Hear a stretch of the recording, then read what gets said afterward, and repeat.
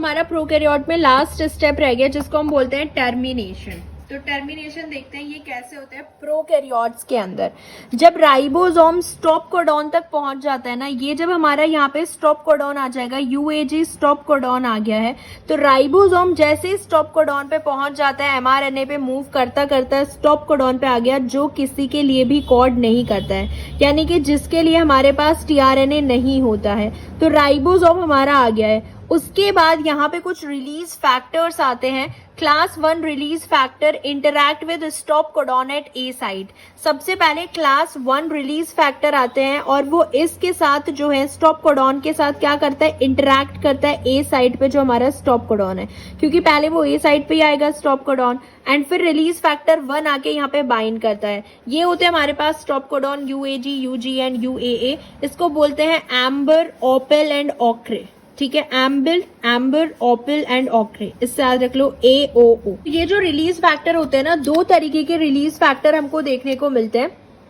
ठीक है, एक हमारे पास होते हैं class 1 release factor, class 1 release factor होते हैं, एंड एक हमारे पास होते हैं class 2 release factor.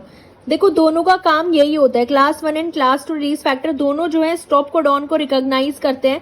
Class 1 release factor जो होता है ये किसको रिकॉग्नाइज करता है, कौन से स्टॉप कोडॉन को रिकॉग्नाइज करता है, ये करता है UAG एंड UAA को रिकॉग्नाइज करता है।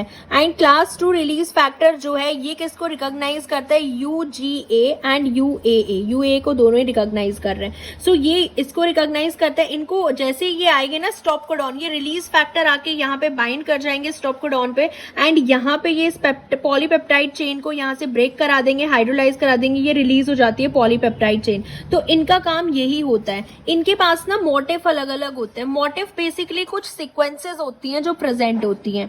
ठीक है, जैसे इसके पास जो होता है क्लास 1 रिलीज के पास पैट मोटिफ मिलेगा, पैट मोटिफ प्रेजेंट होता है।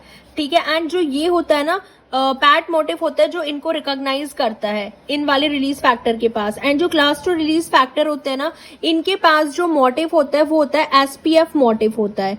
ठीक है, मोटिफ बस कुछ सीक्वेंसेस होती हैं। तो ये जो मोटिफ होते हैं ये इनको रिकॉग्नाइज करते हैं। इनके पास अलग अलग मोटिफ होते हैं दोनों रिलीज फैक्टर के पास। ये इनको स्टॉप कोडॉन को एंड ये इन स्टॉप कोडॉन को रिकॉग्नाइज करेगा।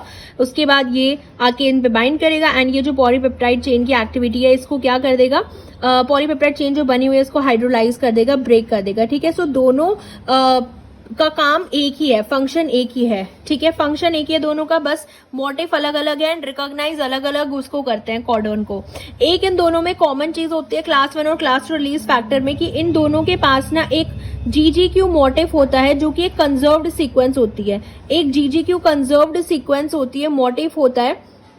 ठीक है, ये इस जो ईस्टर बॉन्ड होता है ना टीआरएनए और पॉलीपेप्टाइड चेन के बीच में, उसके हाइड्रोलिसिस के लिए जो ये काम करता है। ठीक है, तो अब समझ में आए ये पूरा काम कैसे हो रहा है, क्योंकि दोनों के पास क्लास 1 रिलीज फैक्टर के पास पैट मोटिफ होता है जो इन कोडॉन को रिकॉग्नाइज करता है, एंड GGQ सीक्वेंस होती है इसके पास, GGQ मोटिफ होता है।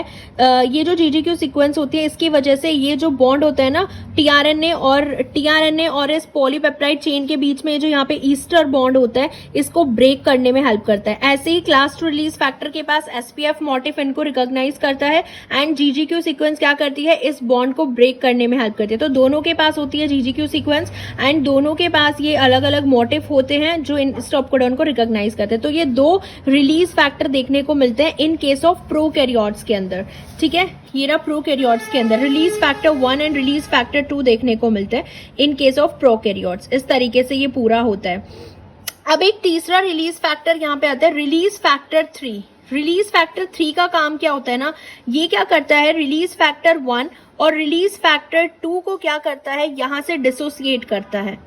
ठीक है, from the ribosome. In ribosome पे जो ये रिलीज फैक्टर हमने लगा दिए 1 और 2 आके बैठ जाते हैं स्टॉप कोडॉन को रिकॉग्नाइज करके। रिलीज फैक्टर 3 का काम होता है इन दोनों को यहाँ से हटाना, राइबोसोम से हटाना टर्मिनेशन के बाद। ठीक है, तो ये हम प्रोकैरियोट्स का देख रहे हैं। प्रोकैरियोट्स में 3 रिलीज फैक्टर हम पढ़ते हैं। 1 एंड 2 को हमने देख लिया। रिलीज फैक्टर 3 का काम क्या होता है, इसको डिसोसिएट करना। सो रिलीज फैक्टर 3 के पास जीटीपी डिपेंडेंट एक्टिविटी होती है जो इन दोनों को डिसोसिएट करने में काम आती है। डिसोसिएशन कराती है रिलीज फैक्टर 1 एंड 2 का from the ribosome after termination. ठीक है, इनको भी हटा दिया। उसके बाद यहाँ पे एक राइबोसोम रिसाइक्लिंग फैक्टर आता है, आरआरएफ आता है।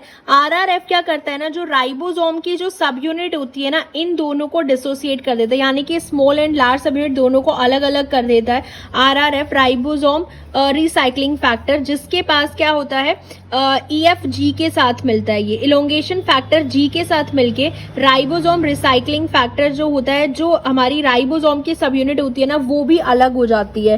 ठीक है, जैसे आरआरएफ का काम क्या होता है, ये दो राइबोसोम की सब यूनिट को अलग करने का काम होता है। इन दो सब यूनिट को अलग कर देता है एंड किसके साथ मिलके, EFG के साथ मिलके।